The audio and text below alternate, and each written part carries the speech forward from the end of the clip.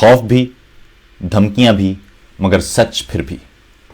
کل میرے video blog جس میں نے فوج سمیت ہر ادارے کی پالیسیوں پر کسی عام شہری کے تنقید کے حق اور احتساب کا دائرہ جرنیلوں تک وسیع کرنے کی بات کی، تو حب الوطنی کا سرٹیفکیٹ دینے والے مقدس ادارے سے وابستہ متعدد افراد پہلے تو انتہائی پست اور گھٹیا زبان میں بلاگ پر تبصرے کرتے رہے اور دیگر احباب کے تبصروں پر گالیاں تک تحریر کر دیں۔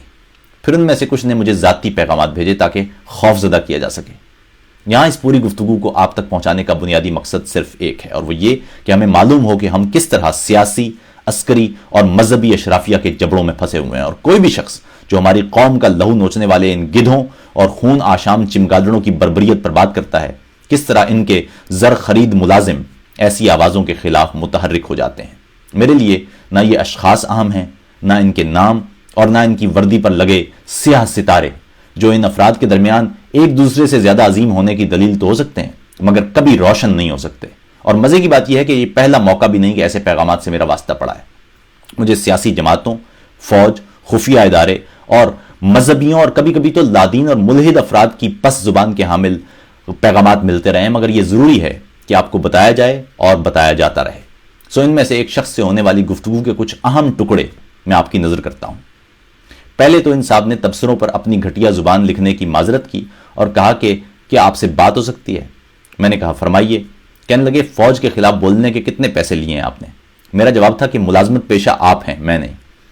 سچا لکھاری سچ پیسے لے کر نہیں لکھتا، اور پیسے لے کر لکھنے والا کبھی سچا لکھاری نہیں ہو سکتا۔ پھر کہنے لگے فوج کے خلاف بولنے والا ہر شخص غدار ہے۔ میں نے کہا ایک تو پاکستان کے ہر شہری کو یہ حق حاصل ہے کہ وہ اپنے ملک کے کسی بھی ادارے کی پالیسیوں پر سوال اٹھائے اور تنقید کرے، اور دوسری بات، میری کون سی ایسی بات ہے جو آپ کی نگاہ میں غیر حقیقی، جھوٹی، من گھڑت یا غیر قانونی ہے؟ مجھے مطلع کر دیجئے تاکہ میری اصلاح ہو۔ فرمانے لگے ملک حالت جنگ میں ہے، اس لیے فوج پر کوئی بھی بات ملک کی سلامتی کے خلاف ہو سکتی ہے۔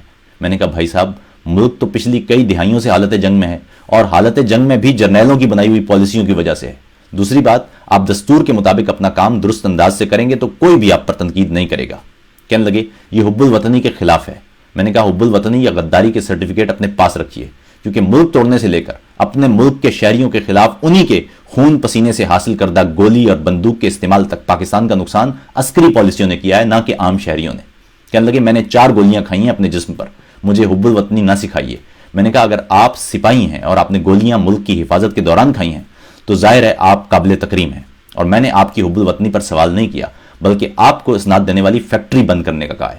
پھر کہنے لگے آپ بھارت اور مودی سرفکار کے خلاف کیوں نہیں لکھتے؟ میں نے کہا میں نے بطور لکھاری تمام تر موضوعات پر لکھا ہے، اور جہاں جہاں مجھے دکھائی دیتا ہے کہ انسانوں یا انسانیت کے خلاف زیادتی ہو رہی ہے، میرا قلم کبھی نہیں چکتا۔ میری نظمیں اور بلاگ ہر طرح کی شدت پسندی کو رد کرتے ہیں، وہ شدت پسندی مسلمانوں کی جانب سے ہو تب بھی، ہندوؤں کی جانب سے ہو تب بھی، حتیٰ کہ لادین طبقے کی جانب سے ہو تب بھی۔ پھر انہوں نے میرے مذہب، مسلک اور میری قومیت سے متعلق سوالات پوچھ کر حب الوطنی کے لیے درکار دیگر شرائط پوری کرنے کی کوشش کی، مگر وہاں بھی انہیں کوئی عمومی مشکوک چیز نہ ملی۔ میں نے ان پر اس چھان بین پر اعتراض کیا تو کہنے لگے کہ فوج کی نگاہ میں تمام پاکستانی ایک سے ہیں۔ پھر پوچھنے لگے فوج کی جانب سے کبھی کوئی مسئلہ ہوا ہے آپ کو؟ میں نے کہا ذاتی طور پر تو کبھی نہیں۔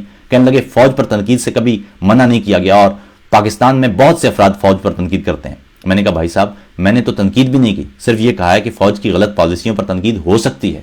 ظاہر ہے کوئی بھی پاکستانی فوج کے خلاف نہیں، فوج ہمارا قومی ادارہ ہے جیسے کہ دیگر ادارے ہیں، مگر کسی جج کے کسی فیصلے پر تنقید کا مطلب عدالت کے خلاف تنقید نہیں ہے۔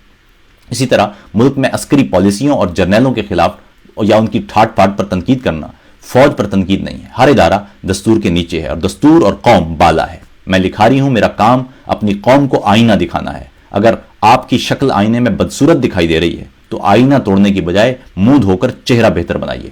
کہنے لگے آپ پاکستان آ کر یہ بات کر کے دکھائیں۔ میں نے کہا میں پاکستان میں رہ کر بھی تمام عمر یہی بولتا رہا ہوں، اور میں یہی بولتا رہوں گا، اور پاکستان بھی آتا رہوں گا۔ کہنے لگے وہ ہم دیکھ لیں گے۔ میں نے کہا ابھی تو آپ کہہ رہے تھے کہ پاکستان میں کوئی بھی شہری عسکری پالیسیوں پر بلا خوف تنقید کر سکتا ہے۔ اس پر وہ کچھ نہ بولے۔ خیر جب مجھے دکھائی دیا کہ گفتگو کا کوئی انت نہیں تو آپ ہی زچ ہو کر میں نے کہا کہ آپ کی تعلیمی سطح خیر اس سے زیادہ نہیں کہ آپ سے مزید بات ہو سکے۔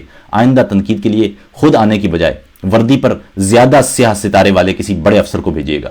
تو ان صاحب کا جواب جاتے ہوئے جملہ تھا جو نہایت دلچسپ تھا مگر اہم بھی۔ کہنے لگے بڑے افسر تو آپ جیسے کسی شخص کو اپنے گھر کا مالی بھی نہ رکھیں، اور میرے خیال میں اس پوری گفتگو میں ان کی واحد درست اور سچی بات یہی تھی۔ ہمارے جرنیل عام پاکستانیوں یعنی بلڈی سیولینز کی عزت اس سے زیادہ ہرگز نہیں کرتے۔ اس لیے میں اپنے گزشتہ بلاگ پر ہرگز نادم نہیں اور اس کے ایک ایک لفظ پر قائم ہوں، اور یہ واضح رہے کہ جس طرح میرا قلم سیاستدانوں، ججوں، پولیس اور افسر شاہی کے خلاف پوری طاقت سے اٹھتا ہے، اسی طرح ان وردی پوش جرنیلوں کو بھی ہرگز نہیں بخشے گا۔ پاکستانی بقا کے لیے نہایت ضروری ہے کہ قوم کا ماس اور ہڈیاں بھنبوڑنے والے ان تمام سیاسی، مذہبی اور عسکری اشرافیہ کا احتساب کیا جاتا رہے۔